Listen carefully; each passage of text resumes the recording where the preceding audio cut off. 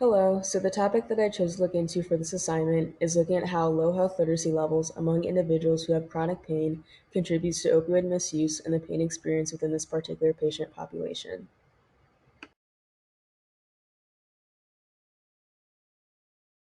Chronic pain is a significant public health problem that is associated with several negative health outcomes, including increased healthcare costs, decreased productivity, and prescription opioid misuse.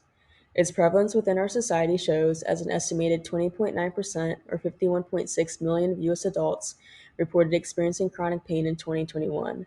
The question to think about is how many of these adults are or have been taking opioids to help manage their pain, and are they truly educated on proper use?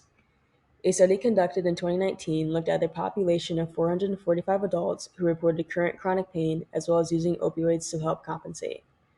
The scope of the study was to examine health literacy in relation to current opioid misuse, severity of opioid dependence, pain severity, and pain disability among participants.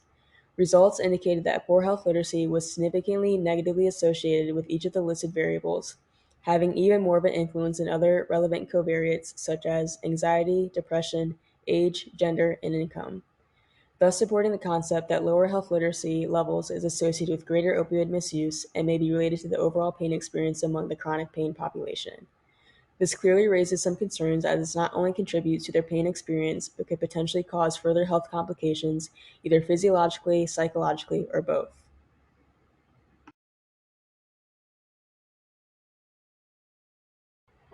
In terms of physical therapy, this is a crucial point to consider given that there are so many individuals who experience chronic pain, and it's highly likely that within this profession, really no matter what setting you choose to work in, at some point throughout your career, you have to treat at least one or many patients who are experiencing this condition, whether it's their primary reason for evaluation or not.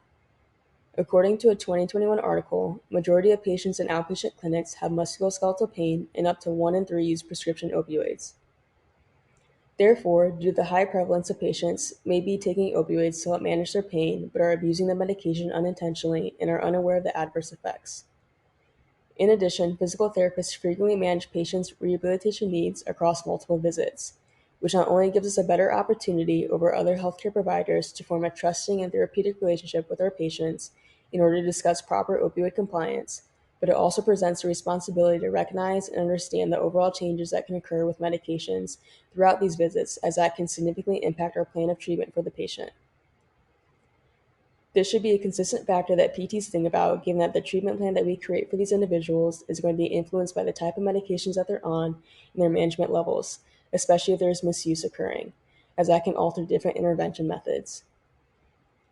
So it's clear that establishing sufficient health literacy and proper opioid use for chronic pain is important, but the question then becomes what things can we further implement into our roles as physical therapists to help avoid poor opioid compliance with chronic pain?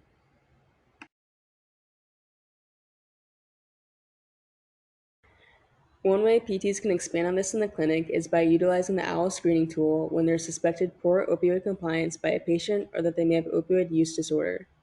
The OWLS assessment is a 4-item screening tool for prescription OUD that measures overuse, worrying about the use of opioid medicines, losing interest in usual activities due to opioid medicines, and feeling slowed down, sluggish, or sedated due to opioid medicines in the past 3 months. There was a 2020 study that looked into the OWL screening tool for OUD and explored which of the 3 different scoring methods shown to the right would display the most efficient version to utilize within the clinic. The first method established that any response to the 4-question screen that is greater than or equal to the a little bit column is considered a positive response and is equal to 1.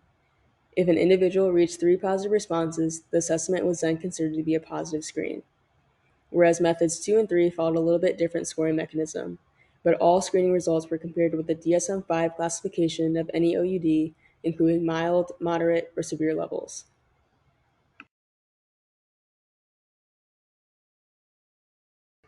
So here's an example of the list of questions and scoring columns used in the OWL screening tool. And at the end of the study, researchers concluded that method 1 was shown to be the most optimal version, representing a time-efficient, simple scoring method for quick and accurate screening for opioid use disorder to occur.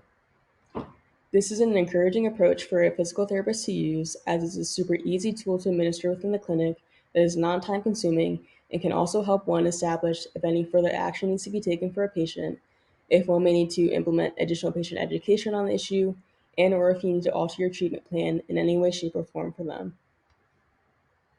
In addition to the screening tool, PTs can also implement the utilization of educational pamphlets to send home with patients that discuss the potential negative effects secondary to opioid misuse, as well as statistics, resources, recommendations, steps to take, and more, which will overall help patient education in enhancing health literacy levels.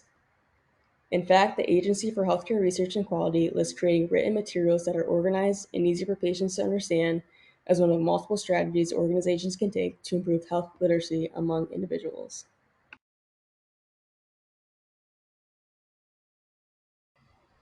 And so here are the references that I used for my project, and thank you for your time.